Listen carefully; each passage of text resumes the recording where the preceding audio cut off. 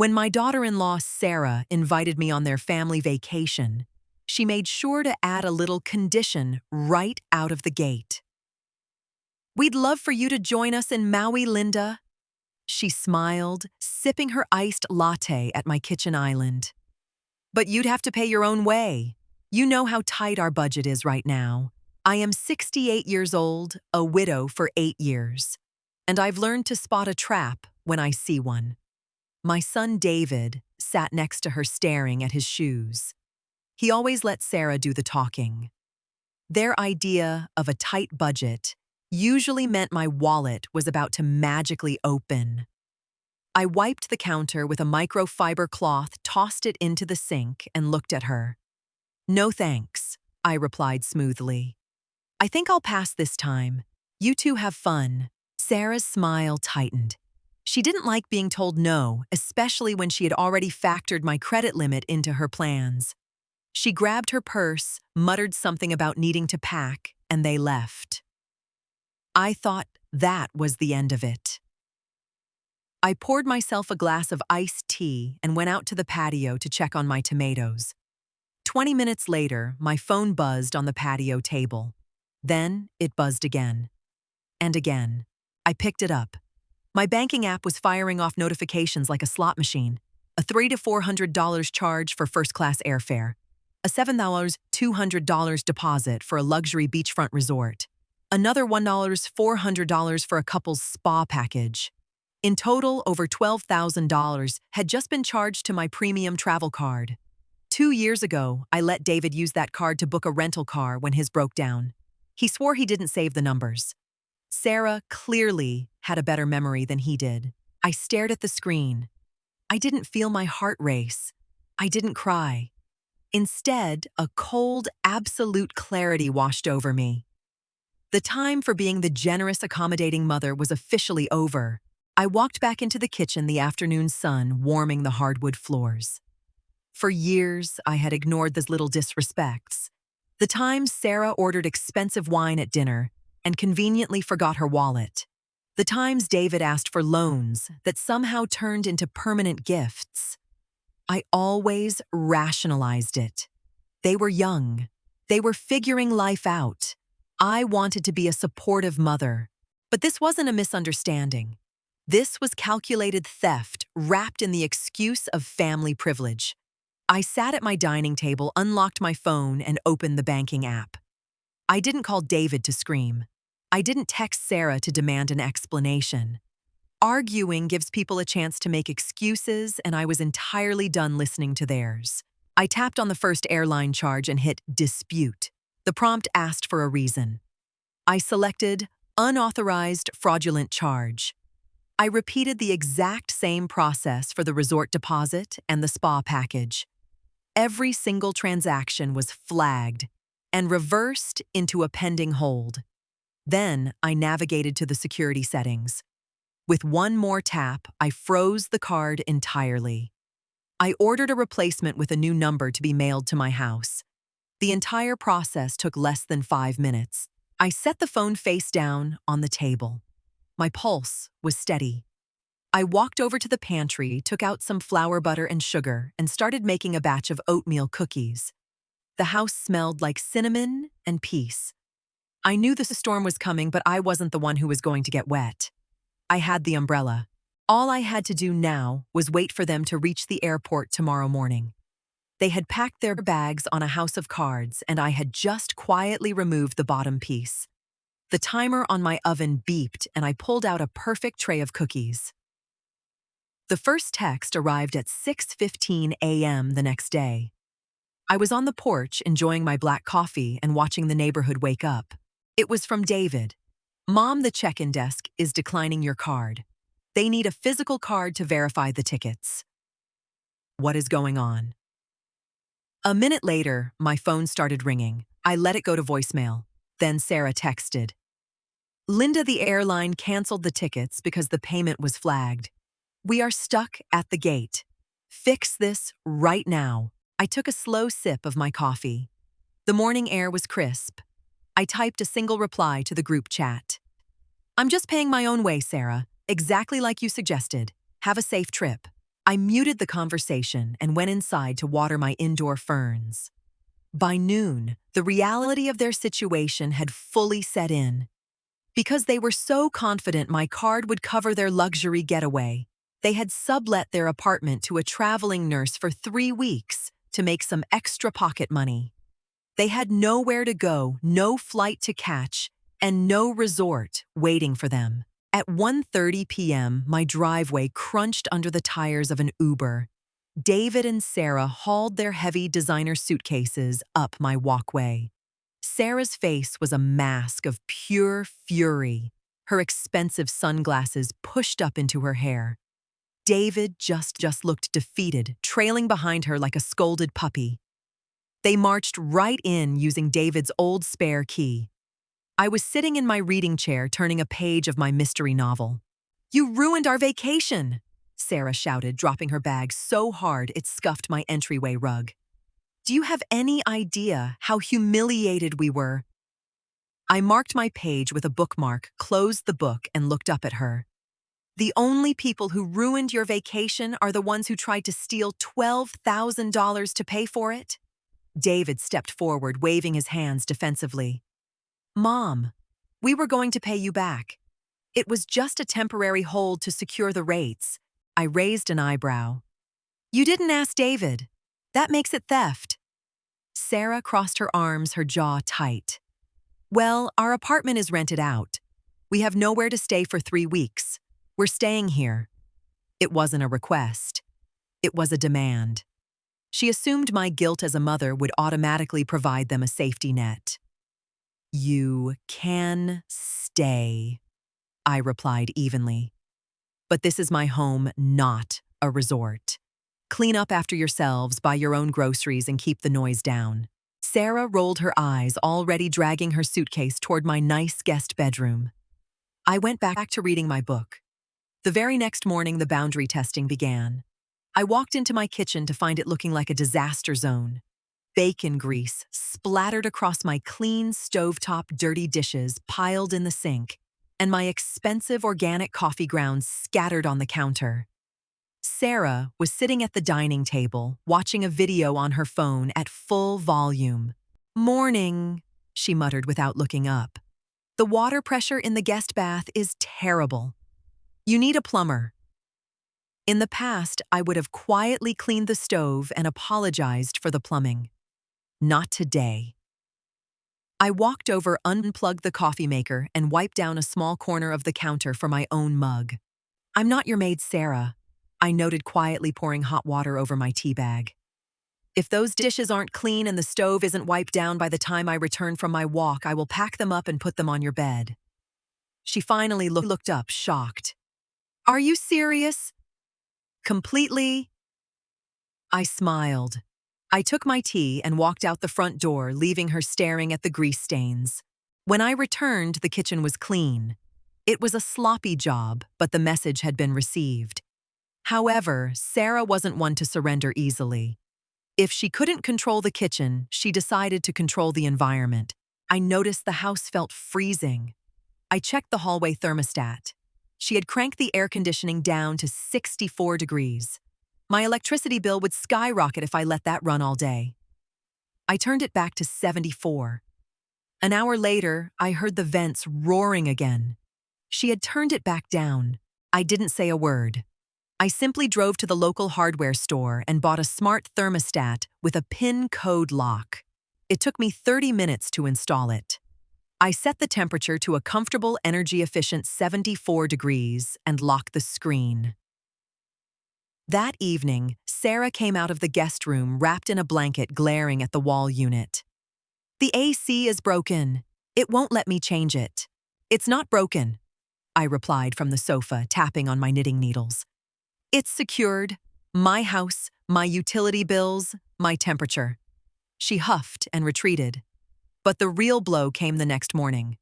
Sarah worked remotely a few days a week, and she relied heavily on my high-speed internet to stream shows in the background. I logged into my provider's portal and downgraded my plan to the most basic, lowest-speed option available. It was just enough for me to check emails and read the news. At 10 a.m., she stormed into the living room. The Wi-Fi keeps buffering. I have a video call in 20 minutes. I didn't look up from my crossword puzzle. I adjusted my budget since my finances were recently compromised. You might need to go to the local coffee shop. They have excellent free internet. She stood there speechless. The comforts of my home were slowly evaporating. David had always treated my belongings as an extension of his own. Because he and Sarah only had one car, which Sarah took to go find decent Wi-Fi, David assumed he could just take my SUV to get to his office. He had done it countless times before, leaving the tank empty and fast food wrappers on the floorboards. On Wednesday morning, he walked downstairs in his suit, checking his watch. He reached for the wooden bowl by the front door where I kept my spare keys. He rooted around, frowning. "Mom, where are the keys to the SUV?" he called out. I was dusting the bookshelf in the hallway. "They aren't there." "I can see that. I need to get to work." "Where did you put them?" "I sold it yesterday," I replied smoothly, wiping down a picture frame. David froze, turning to look at me as if I had spoken in a foreign language. "You what? You sold the SUV?" "Yes. The dealership offered me a great price. I don't need 2 cars, David. My little compact sedan is more than enough for my errands." His face flushed. "But how am I supposed to get to work? Sarah took our car." "The commuter train station is a 15-minute walk from here." I suggested, pointing my feather duster toward the front door. "If you leave right now, you can catch the 8:15. "Mom, I'm wearing dress shoes. I can't walk to the station." "Why didn't you ask me before you sold it?" "Because my name was on the title." I stated, my voice losing its cheerful tone. "I don't need permission to manage my own assets. Have a good day at work, David." He stood there, mouth open, before grabbing his briefcase and storming out the front door. I watched through the window as he angrily marched down the sidewalk. The gravy train had officially derailed. By the weekend, Sarah decided to change tactics. If she couldn't be comfortable, she would make sure I wasn't either. I came back from grocery shopping on Saturday afternoon to find 3 strange cars in my driveway. I walked inside and heard loud music bumping from my living room. Sarah had invited 3 of her friends over. They were sitting on my white sofa, drinking red wine and eating greasy appetizers. They had completely taken over the space, laughing loudly. Sarah saw me and smirked, a clear challenge in her eyes.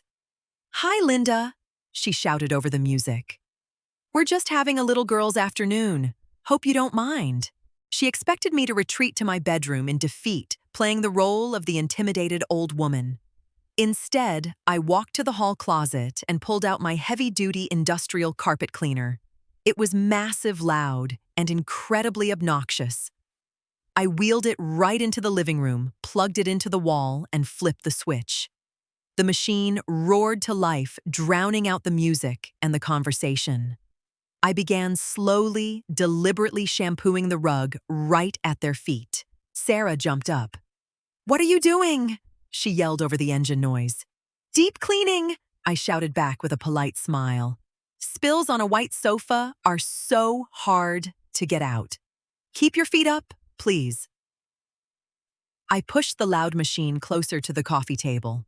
Her friends looked incredibly uncomfortable. One of them checked her watch, leaned over to Sarah, and mouthed that she had to leave. Within 10 minutes, the guests had awkwardly shuffled out the front door, leaving Sarah alone in the living room with the deafening roar of the cleaner. I turned it off, wiped my brow, and looked at her. "Looks like your party ended early," I noted, wrapping the cord. "Don't forget to wash those wine glasses." The atmosphere in the house grew icy. David and Sarah avoided me whispering in the guest room, but whispers eventually turn into snooping when people get desperate. On Tuesday afternoon, I came home early from my gardening club. I walked softly into the house and heard floorboards creaking upstairs. I climbed the steps and found David in my home office. He had my desk drawers pulled open and was flipping through a stack of my mail. Looking for something? I asked from the doorway. He jumped, dropping a bank statement. No. Just looking for a stamp. Stamps are in the kitchen, not in my financial files. I stepped aside, leaving the doorway open. Get out! He scurried past me, face red. They were looking to see how much money I really had, probably trying to figure out if I was actually struggling or just punishing them. That crossed the final line of my privacy. I went straight to the basement. For 2 years, David and Sarah had used half of my basement as a free storage unit for their old college furniture, winter clothes, and random boxes of junk they didn't want in their apartment. I didn't yell. I didn't demand they move it. I just opened the garage door and started carrying boxes. I hauled end tables, plastic bins, and garbage bags full of clothes straight up the driveway. I lined them up neatly near the curb. It took me 2 hours of heavy lifting, but it felt incredibly therapeutic. When David came back from work, he had to park on the street because his entire life was sitting in my driveway. He burst through the front door. Mom, all our stuff doing outside. I was in the kitchen chopping vegetables. I'm reclaiming my storage space. You have until tomorrow morning to rent a unit or the garbage trucks will take it. Your choice. The driveway incident broke their spirit, but they still stubbornly refused to leave. They had 1 week left before their apartment was available again, and they were determined to wait it out. So I decided to accelerate the timeline. David and Sarah loved to sleep in. Since they had no vacation to enjoy, they treated my house like a lethargic retreat, rarely emerging from the guest room before 10 a.m. I set my alarm for 5:30 a.m. on Thursday. I got dressed in my exercise clothes, went to the kitchen, and pulled out my heavy cast iron skillet and a metal whisk. I didn't make breakfast quietly. I clanged the pan onto the stove. I slammed the cabinet doors. I whisked my eggs like they owed me money. Then, at 6:00 a.m. sharp, I went into the living room and turned on the television. I loaded up a high-intensity aerobics workout on a DVD. The fitness instructor's overly enthusiastic voice blasted through the soundbar. 1, 2, keep it moving, feel the burn. I began my jumping jacks, making sure my sneakers hit the hardwood floor right above the guest room with rhythmic thuds. 10 minutes later, the door flew open. Sarah stood there in her pajamas, hair, wild eyes, bloodshot. Are you insane? It is 6 in the morning. I didn't stop my routine. Morning, Sarah. Gotta get the heart rate up. David stumbled out behind her, looking miserable. Mom, please, turn it down. My house, my routine. I panted, stepping side to side. If you don't like early mornings, I suggest finding a motel. They retreated, slamming the door. But the next morning, I did it again. By the third morning, they were fully broken. The free rent wasn't worth the psychological toll of a homeowner who refused to be a victim. Friday afternoon, I sat on the porch with a glass of lemonade. The front door opened and David and Sarah walked out, dragging their heavy suitcases behind them. They hadn't made it to the 3-week mark. They looked exhausted. Sarah didn't even glance my way. She just marched straight to the Uber waiting at the curb. David paused at the bottom of the porch steps. We're going to stay at a motel, he muttered, staring at the ground. You really didn't have to make it this hard on us, Mom. We're family. I looked at him, feeling no guilt, only a deep sense of relief. Family respects each other, David. Family doesn't steal $12,000. When you learn the difference, give me a call. He didn't have an argument for that. He nodded, slowly turned around, and got into the car. The vehicle pulled away, disappearing down the street. As soon as the taillights were out of sight, I stood up. I went inside, walked straight to the front door, and removed the old deadbolt. I had purchased a heavy-duty smart lock the day before. Within 20 minutes, the new lock was installed, the code was set, and the old spare keys were entirely useless. I walked through my house. It was immaculate. The temperature was perfectly set to 74 degrees. The Wi-Fi was exclusively mine. There were no dirty pans in the sink, no loud complaints echoing from the guest room, and no underlying tension gripping my chest. I went to the kitchen, poured myself another glass of iced tea, and looked out at my garden. I hadn't needed to scream sue anyone or stage a dramatic showdown. I had simply stopped giving away my peace to people who didn't value it. The house was quiet again. And for the first time in years, it felt entirely like mine. If there's one thing I've learned from all of this, it's that protecting your peace doesn't make you a bad mother. As parents, we spend so much of our lives trying to accommodate our kids, hoping they'll appreciate it. But when your generosity is treated like a weakness, or worse, an open bank account, you have to draw the line. You don't need a massive blowout, and you don't need to justify your choices to people who refuse to respect you. Sometimes, the most powerful thing you can do is just quietly take back the keys to your own life. Has anyone else ever had to set a tough financial boundary with family? I'd love to hear how you handled it. Let me know down in the comments below. If you enjoyed this story and want to hear more about real-life boundaries, family drama, and finding your peace, please hit that like button and subscribe to the channel. It really helps me out, and it makes sure you never miss a new story. Thanks for watching, and I'll see you in the next video.